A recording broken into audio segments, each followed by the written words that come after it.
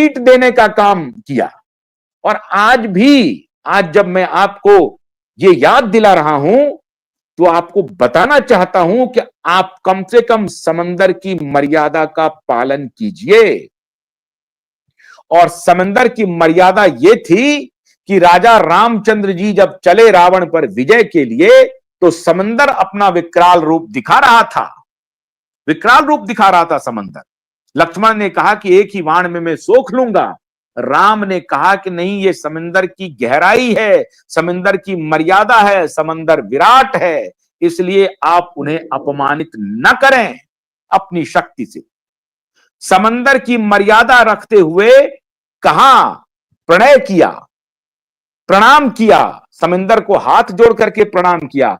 और जब समंदर नहीं माने तब कहा, बोले राम सकोप तब बिन भय होए न प्रीत। बिना भय के प्रीत नहीं होता है देवा भाऊ। हाथ जोड़ करते रहे अनुनय विनय 3 दिन गए बीत। बोले राम सकोप तब बिनु भय होए न प्रीत। और तब उन्होंने प्रत्यंचा उठाई और बाण लिया। तब समुद्र साष्टांग खड़े हो गए। उस समुद्र की गहराई, उस समुद्र की विराटता को स्वयं राम ने भी स्वीकार किया, स्वयं राम ने स्वीकार किया था। और तब उन्होंने लक्ष्मण को कहा कि नहीं, समंदर विराट है। तो समंदर विराट है जिसको स्वयं राम प्रणाम करते हैं, जिसको स्वयं राम श्रद्धा की निगाह से देखते हैं। आप उसी समंदर का हवाला दिया था सदन में, उसी समंदर की विराटता का हवाला दिया था कि मेरा पानी उतरता देख किनारे पर घर मत बना लेना। आपका पानी जब उतरा था, न सिर्फ उन्होंने किनारे पर घर बनाई, वरन की किनारे पर महल बना लिया, भ्रष्टाचार का, कुकृत्य का, कुकर्म का। और आज वो विराट समंदर उस किनारे पर भ्रष्टाचारियों को, अत्याचारियों को, कुकर्मियों को बनता हुआ देख रहा है।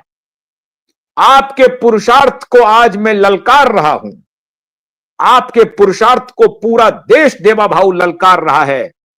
क्या जवाब देंगे आप समंदर को? भूल जाइए 140 करोड़ लोगों को।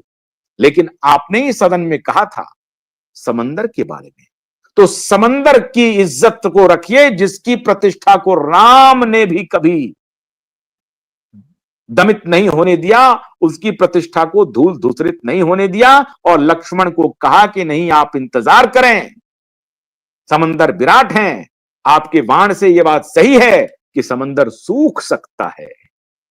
उस समुद्र का इज्जत राम ने भी किया, आप नहीं कर रहे हैं। आप कैसे सनातनी हैं देवा भाऊ? आप कैसे सनातनी हैं कि उस समंदर का इज्जत आप नहीं कर रहे हैं?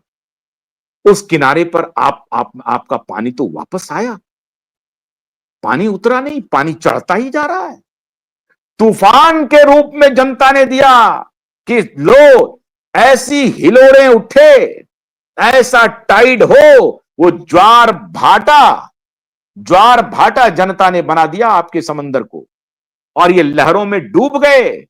लेकिन ये भ्रष्टाचारी किनारे पर घर बनाया हुआ है, भ्रष्टाचार का, अत्याचार का, कुकृत्य का, कुकर्म का। ये दोनों बाप बेटा, इस दोनों बाप बेटे को ही आपने इंगित किया था। आपने इसी दोनों बाप बेटे की तरफ इशारा किया था, मेरा पानी उतरता देख घर मत बना लेना।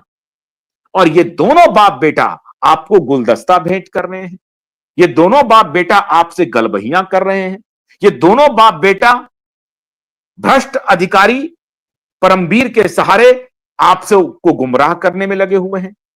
मुंबई पुलिस के कुछ भ्रष्ट ऑफिसर आपके पूरे तंत्र को गुमराह करने में लगे हुए हैं। किसकी बाट जो रहे हैं मेरे देवा भाऊ? जरा बताइए आप। समंदर की बात मैं याद दिला रहा हूं आज आपको आपके वायदे की याद दिला रहा हूं देवा भाऊ। जैसे मैंने हाईकोर्ट को याद दिलाई थी, जैसे मैंने अदालत को याद दिलाई थी, और जैसे अदालत ने लाज रख ली 140 करोड़ लोगों की, उसी तरीके से मैं आज आपको याद दिला रहा हूं समंदर के सहारे 140 करोड़ लोगों के डिमांड की याद दिला रहा हूं देवा भाऊ कि आप उनके डिमांड की लाज रखिए और अपने वायदे का लाज रखिए। आपने कहा था इस केस में 2022 में आपने एसआईटी गठित कर दिया, एसआईटी ने कुछ नहीं किया 23 तक। अभी अदालत में, कोर्ट में अब जवाब देना पड़ेगा। एसआईटी के पास कोई जवाब नहीं है। एसआईटी के करप्ट पुलिस ऑफिसर को आपने कैसे नियुक्त किया? आप होम मिनिस्टर हैं, आप मुख्यमंत्री हैं, आपसे इस देश को पूरी आशा है। क्यूबाइब नेटवर्क का अगर एक दो व्यक्ति कोई भरोसे का है, ऐसा लग रहा है कि जिन पर क्यूबाइब नेटवर्क को भरोसा है, उसमें से आप एक हैं देवा भाऊ, उसमें से आप एक हैं। आपके प्रति क्यूबाइब नेटवर्क का बड़ा भरोसा है और हृदय से भरोसा है कि आप भरोसे को 140 करोड़ लोगों के भरोसे को नहीं तोड़ेंगे। आज अदालत ने तो लाज रख ली, लेकिन आपकी सरकार ने लाज नहीं रखी।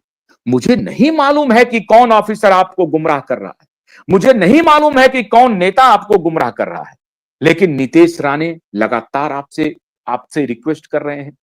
आपके दूसरे नेता राम कदम आकर के पब्लिक में बयान दे रहे हैं। ये सब आपको याद होना चाहिए देवा भाऊ। आपने स्वयं कहा था 2022 में कि हमने एसआईटी गठित किया है और हम इसका दूध का दूध, पानी का पानी भी करेंगे। नए एविडेंस आए थे तभी एसआईटी कॉन्स्टिट्यूट किया था आपने। तभी वो एडीआर जो थी उस पर जो जांच हुई थी, तो मुंबई की क्लोजर रिपोर्ट जो थी, मुंबई पुलिस की फर्जी क्लोजर रिपोर्ट, उसको आपने सेट असाइड किया था। नए एविडेंस आने के बाद आपने एसआईटी कॉन्स्टिट्यूट किया था।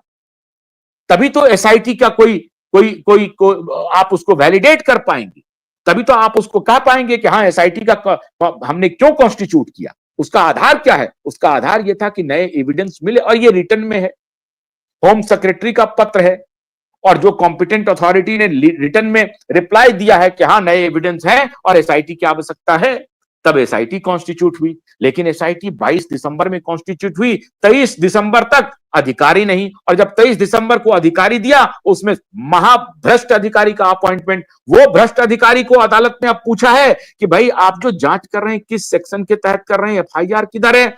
नहीं पता। अब आप ही बताइए देवा भाऊ, किस समंदर की बात आपने की थी? आप ही बताइए। क्यूबाइब नेटवर्क को अगर सबसे ज्यादा, मैंने बताया आपको, अगर सबसे ज्यादा किसी पर भरोसा है, आप पर है, फिर उस भरोसे को क्यों तोड़ रहे हैं? क्यों चाहते हैं कि क्यूबाइब का भरोसा आप पर से उठ जाए? क्यों चाहते हैं कि पूरे देश का भरोसा आप पर से उठ जाए? क्यों? कौन रोक रहा है? कौन आपको बरगला रहा है? कौन आपको गुमराह कर रहा है?